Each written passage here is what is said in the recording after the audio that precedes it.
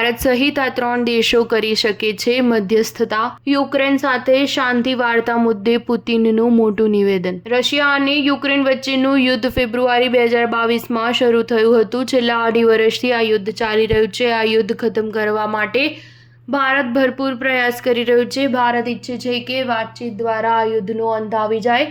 આ માટે ભારતે રશિયા અને યુક્રેન બંને સાથે વાતચીત કરી છે. હવે રશિયાના પ્રમુખ વ્લાદિમીર પુતિને પણ માન્યું છે કે યુક્રેન યુદ્ધ ભારત રોકી શકે છે. જો કે પુતિને ભારતની સાથે પોતાના દુશ્મન દેશ ચીનને પણ ક્રેડિટ આપ્યું છે. પુતિને કહ્યું કે ભારત, ચીન અને બ્રાઝિલ જ રશિયા અને યુક્રેન વચ્ચે મધ્યસ્થતા કરી શકે છે. પુતિને કહ્યું કે ભારત, ચીન અને બ્રાઝિલ યુક્રેન પર સંભવિત શાંતિ વાર્તામાં મધ્યસ્થતાની ભૂમિકા નિભાવી શકે છે. પુતિને કહ્યું, યુદ્ધના પ્રથમ અઠવાડિયામાં ઇસ્તાંબુલમાં વાટાઘાટમાં રશિયા અને યુક્રેનના વાટાઘાટકારો વચ્ચે પ્રારંભિક સમજૂતી થઈ હતી, જેને ક્યારેય લાગુ નથી કરવામાં આવી. આ સમજૂતી વાટાઘાટો માટેનો આધાર બની શકે છે. સ્ટાર ન્યૂઝ 7 હંમેશા સચ્ચાઈની સાથે.